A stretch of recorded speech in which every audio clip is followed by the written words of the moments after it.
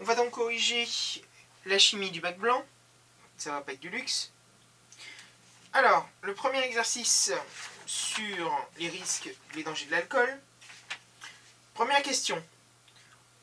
Les molécules d'éthanol et d'éthanal en formule semi-développée et encadrer les fonctions caractéristiques. Donc je vais faire les questions 1, 2 et 3 d'un coup.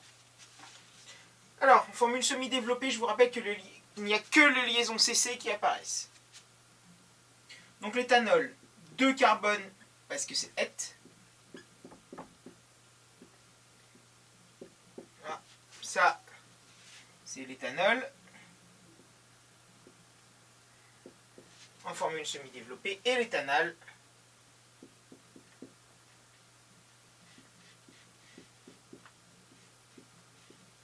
Voilà. Alors, c'est de la formule semi-développée, donc encore une fois, les liaisons CH n'apparaissent pas. Les liaisons OH, NH non plus. Toutes les liaisons qui sont faites avec les hydrogènes n'apparaissent pas. Donc celle-là ne va pas apparaître. Il y en a qui me l'ont mis comme ça.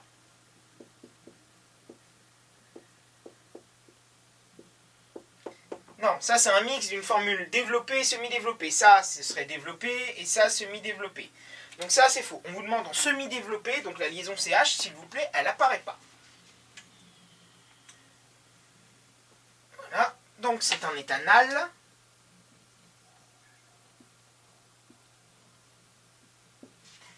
Donc, le groupe caractéristique ici, c'est le groupe OH.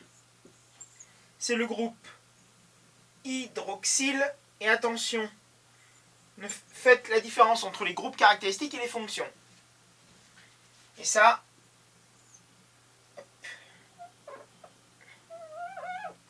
oui, si c'est ça, j'aurais pu le faire comme ça. Qu'est-ce que je fais?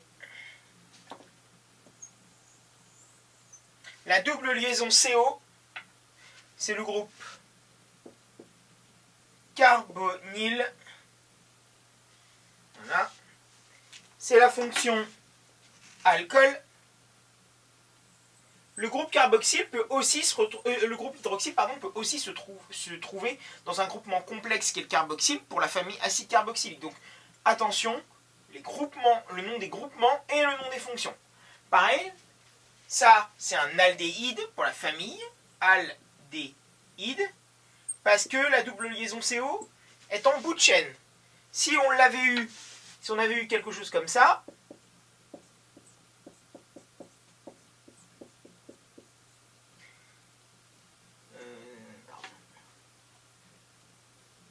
si on avait eu ça, ça n'est pas un aldéhyde, c'est une cétone. Mais on a toujours le groupement carbonyle ici. Mais ce serait une cétone.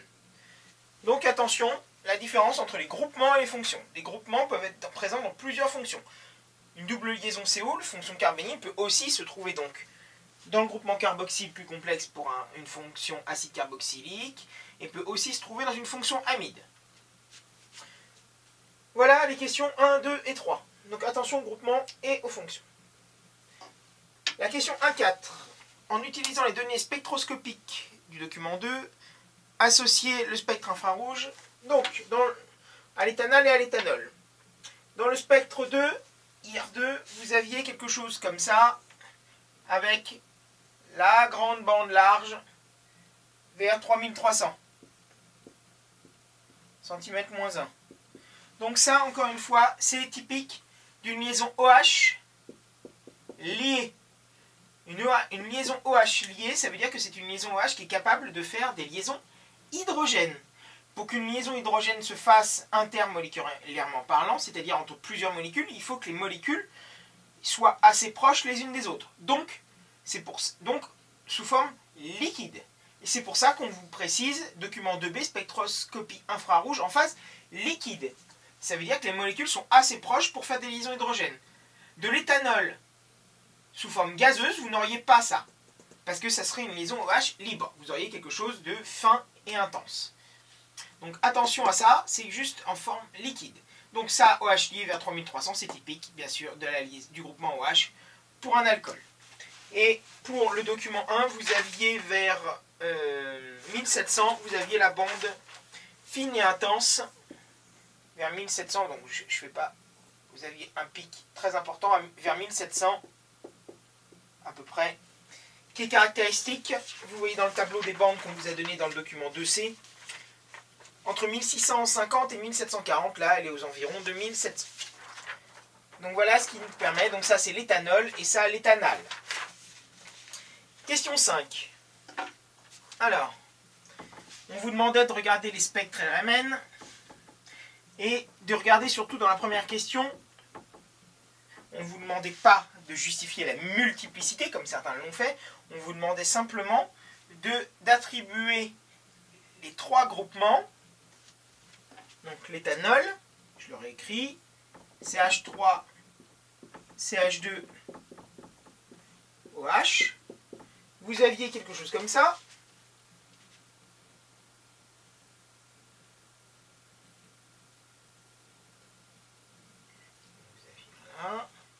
Là, vous aviez un singulet. Et là, vous aviez un triplet. Quelque chose comme ça. Voilà. Là, on est à peu près à 1,25. Là, on est à peu près à 1,8 environ. Et là, on est à peu près à 3,7 environ. ppm, bien sûr. Pour les déplacements chimiques.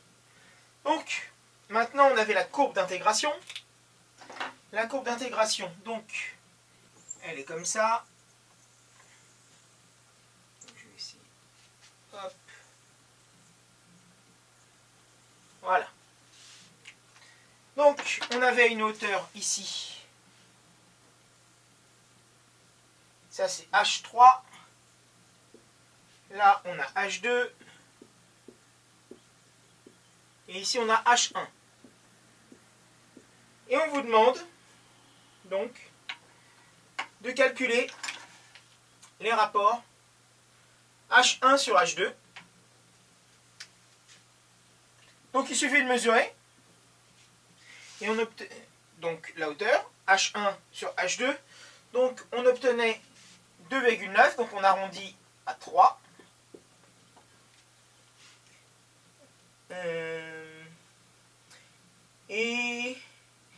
C'est pour ça qu'on arrondit à 3, on vous demandait d'arrondir au nombre entier. Et on vous demandait aussi H3 sur H2. H3 sur H2. En mesurant, c'était égal à 1,9. Donc on arrondit à 2. Voilà. Donc vous voyez qu'entre H1 et H2, vous avez un rapport de 3. Ça veut dire que le groupement qui correspond à H1 a 3 fois plus de protons que H2. Et H3 divisé par H2, il y a un rapport de 2. Donc H3 est intégré pour 2 fois plus de protons que H2. Donc, vous savez qu'au total, H1 plus H2 plus H3 équivaut à 6 protons. Donc, vous voyez que ça tombe sous le sens en faisant un système d'équations. On tombe bien sur H1 égale 3, H2 égale 1 et H3 égale 2. Vous savez qu'il y a 6 protons en tout dans l'éthanol. Vous obtenez ces rapports-là. Donc, vous faites un système d'équations. Vous faites celui-là. Voilà. Et donc, moi je vais dire que donc, H1 est égal à 3H2. Voilà. H3 est égal à 2H2. Voilà. Donc, vous pouvez remplacer H1 par 3H2 plus H2 et H3 par 2H2. Voilà. Ça, c'est donc égal à 6. Bah, H2, vous voyez que on a 3 plus 1 plus 2, 6H2 égale 6, H2 égale bien 1. Et après, vous remontez bien sûr à H1, donc H1 égale 3, et H3 égale 2. Voilà, vous pouvez remonter comme ça. C'était très simple, hein, c'était un petit système d'équations. C'était la façon la plus simple. Et un 7. Justifiez la multiplicité de celui-là. Donc on va faire les 3, mais on vous demandait, en l'occurrence, que celui-ci. Donc, H1, on voit que c'est celui qui est intégré pour 3 protons. Donc c'est forcément celui-ci. On regarde combien de voisins il a. Il a 2 voisins. La règle du n plus 1 uplet, donc 2 voisins plus 1, il formera un triplet. C'est bien ça. On va quand même faire les deux autres. CH2, même si on ne les demandait pas, CH2. Il a combien de voisins? 3. Et celui-là, on ne compte pas. Je vous ai dit OH, NH, on ne les compte jamais. Donc il a 3 voisins, plus 1, 4. Il formera un quadruplet. C'est bien un quadruplet. Et celui-ci, combien de voisins il a? On ne les compte jamais. Que ce soit pour NH ou H, on ne compte jamais les voisins d'un proton sur une fonction OH ou NH. Donc il n'en a pas. Donc 1, 0 plus 1 égale 1. Ce sera bien un singulier. Voilà comment justifier. Deuxième partie, le métabolisme des alcools. Donc première question, quel est le nom de la représentation chimique utilisée dans le mécanisme ci-dessus pour les alcools? Donc CH3C OH D et H. C'est la représentation dite de Cram. C-R-A-M. Alors pas Kramer comme j'ai vu. Hein. Il y en a qui ont trop regardé la télé. C'est Cram. Deuxième question, à quoi correspondent les traits pleins et les traits pointillés? Les traits pleins représentent des liaisons qui sont en avant du plan de la feuille ou du tableau. Et pas de la molécule comme certains et beaucoup d'entre vous ont mis. D'accord? Le plan de la molécule, ça ne veut rien dire du tout. Une molécule, c'est en 3D. Donc, c'est en avant du plan de la feuille ou du tableau. Et en pointillé, c'est ceux qui sont en arrière du plan de la feuille ou du tableau, pas de la molécule. Troisième question, en vous basant sur cette représentation, développez complètement la molécule d'éthanol, en faisant apparaître toutes les liaisons. Donc, la liaison CC dans le plan, la liaison OH,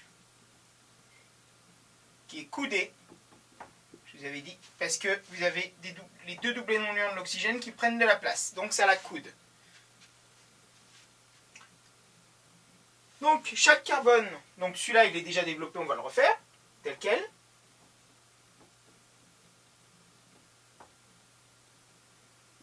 Alors, vous avez deux liaisons dans le plan, dont une qui monte.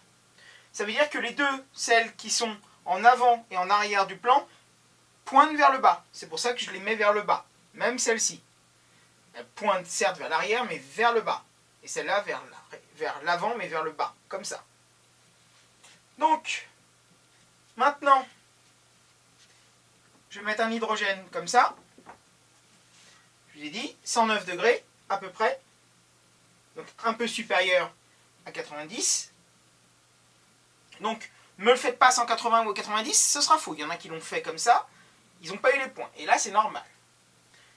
Donc là, il y en a une qui pointe vers le bas et l'autre sur le côté, pour celles qui sont dans le plan. Donc les deux autres vont pointer vers le haut.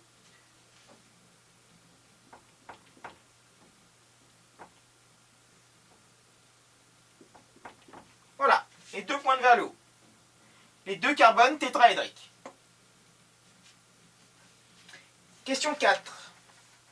Quelle particularité stéréochimique possède le carbone porteur du deutérium de la molécule de deutérioéthanol, donc celle-ci?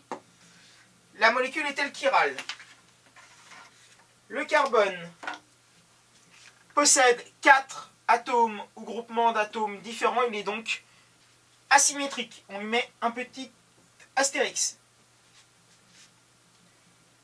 Et la molécule est bien sûr chirale.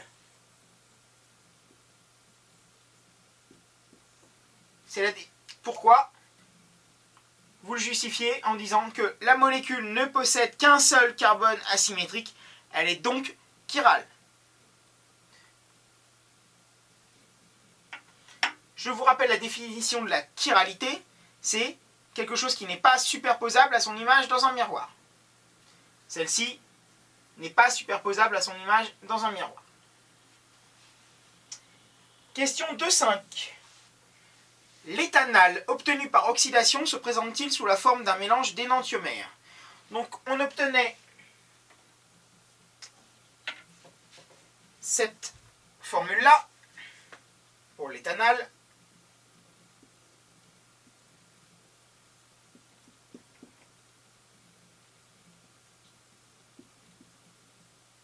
Miroir. Donc je vais dessiner son image dans un miroir et on va essayer de voir si ces deux molécules sont énantiomères ou pas. Je vous rappelle que des énantiomères sont des stéréoisomères, images l'une de l'autre dans un miroir non superposables entre elles. Donc des énantiomères, ce sont deux molécules non superposables. Ce sont deux molécules images l'une de l'autre dans ce sont deux molécules images l'une de l'autre dans un miroir non superposables. Donc, est-ce qu'elles sont énantiomères? Le pouce, c'est le CH3. Mon petit doigt, c'est le H. Je vais retourner la molécule. Tout est dans le plan, là en l'occurrence. Donc je vais juste retourner la molécule. Vous voyez que ce qui était à droite passe à gauche, et ce qui était à gauche passe à droite. Donc ces molécules ne sont pas énantiomères, puisque c'est la même molécule. On l'a juste retournée. Donc, on n'est pas obligé de casser des liaisons pour passer de l'une à l'autre. Donc ces molécules ne sont pas énantiomères, et je ne vois pas d'ailleurs comment elles pourraient être énantiomères, puisque vous avez ici une double liaison. Ça veut dire que le carbone n'est pas asymétrique, il est trigonal, il n'est pas tétraédrique, c'est-à-dire qu'il est considéré lié à deux oxygènes. Donc vous avez un plan de symétrie, qui est l'axe du tableau de la molécule, donc vous avez un axe de symétrie. Donc, non seulement ces molécules ne sont pas énantiomères, mais elles sont totalement achirales.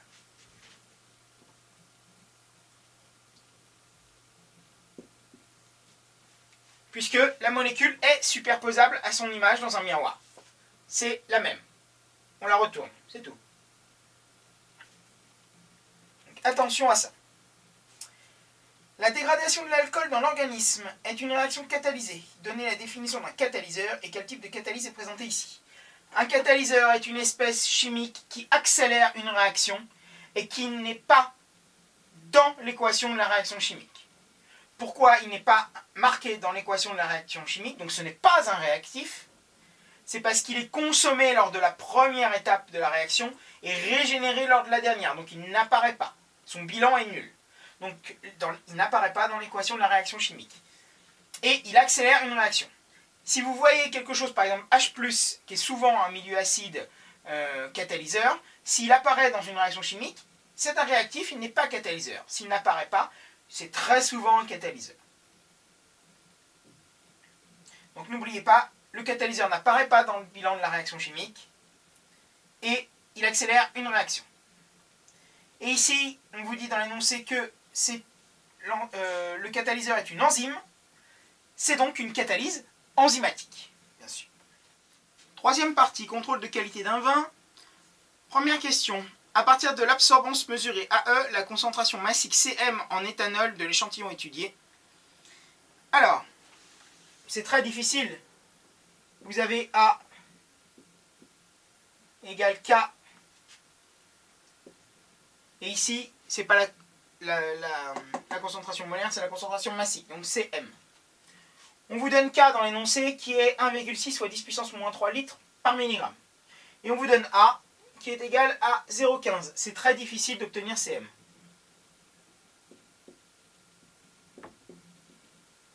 Application numérique. On obtient 94 mg par litre.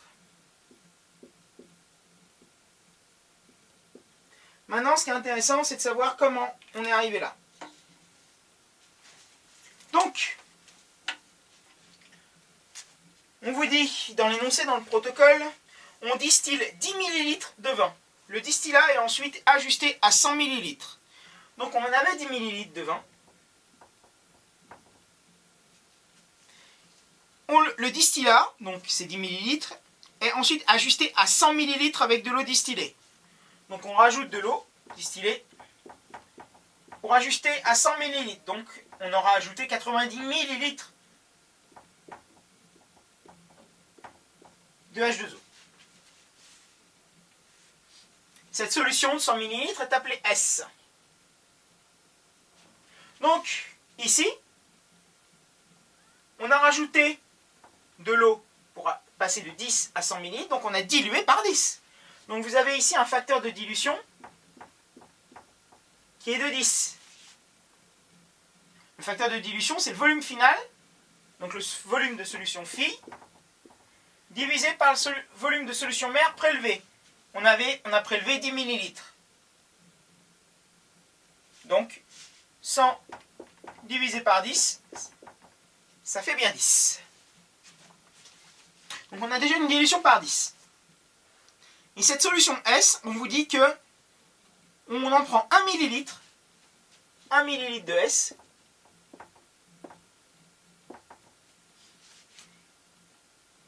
et on ajuste à 100 ml. Alors on met un catalyseur, on met NAD+ en excès, ça peu importe, ça prend pas de place. Ce qui nous intéresse, c'est on complète avec de l'eau distillée, donc une fiole de 100 ml. Donc, H2O, on va en mettre donc 99 ml. On veut 100 ml à la fin. Donc là, cette fois-ci, c'est pas une dilution par 10, c'est une dilution par 100. On a prélevé 1 ml pour avoir un volume 100 fois plus grand. Donc, ici, ça va être 100 divisé par 1, volume de solution fille finale, divisé par le volume de solution mère prélevée, qui est 1 ml. On dilue bien par 100. Donc, vous avez au total, entre ce qui est dans la cuve et ce qui est dans le vin, une dilution par 1000 au total, puisqu'elle se multiplie 100 fois 10, 1000. Donc avec ça, on va pouvoir répondre. Question 3.2. On veut la concentration massique CS d'éthanol dans la solution S. Donc on sait qu'on a 94 mg par litre. Donc, avec ce raisonnement-là, vous pouvez dire que le facteur de dilution étant 100, dans CS serait égal à 94 mg fois 100, donc 9,4 g par litre. Mais moi, ce que je voudrais, c'est le calcul. Et les profs, le jour du bac, c'est le calcul qu'on veut. Donc ça, vous pouvez le mettre. Très bien. Mais le calcul, c'est encore mieux. Donc, le calcul de la dilution. Vous savez que Cm, concentration mère, multipliée par volume de solution mère prélevée, est égal à concentration fille multipliée par volume phi, qui est le volume final. Là, en l'occurrence, ce qu'on veut, c'est la concentration de la solution mère avant qu'on a prélevé. Cm. Donc, CF/VF divisé par VM. Concentration finale, c'est celle qu'on avait à la fin. Donc, 9,410-2 grammes par litre. Bien sûr, vous ne le mettez pas sous cette forme-là. Hein. Vous le mettez en grammes par litre et vous le mettez après 94 mg par millilitre. Voilà. Donc, 9,4 fois 10-2 grammes, multiplié par le volume final, qui est 100 ml, donc 100 fois 10 puissance moins 3, divisé par le volume de solution mère prélevée, qui est 1 ml. Donc 1 fois 10 puissance moins 3. Les moins 3 s'en vont, le 1, on s'en fiche. Donc ça fait 9,4 fois 10 puissance moins 2 fois 100. Ça fait bien 9,4 grammes par litre. On le retrouve par le calcul. Et la question d'après, la 3.2.2, c'est celle dans le vin. Bah, on fait exactement le même principe. Sauf que on a par rapport entre le 20 et le S, on avait une dilution par 10, et pas par 100. Donc, ça va être le même principe. Donc, cette fois-ci, c'est CV dans le 20. Donc ici, j'avais mis pour la formule finale, c'est bien sûr CS, hein, ici, qu'on souhaitait. Donc CV, ici, ce sera concentration finale, donc CF qui est en fait CS, multiplié par volume final, divisé par volume de solution mère prélevé. Donc ici, c'est CF en fait. Hein. Voilà, donc c'est pareil, donc concentration 9,4 fois 110-3 sur 10 fois 10-3, les 10-3 s'en vont, 100 divisé par 10, ça fait 10, donc ça fait bien 94 grammes par litre. Voilà. Donc on a 94 grammes d'éthanol dans un litre de vin.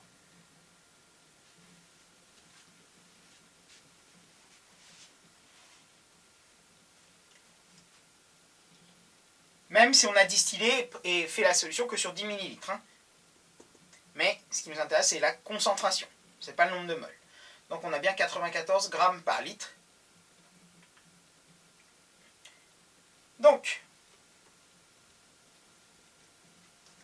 maintenant, on connaît notre concentration d'éthanol dans le vin, concentration massique, et on veut le titrage, le degré alcoolimétrique.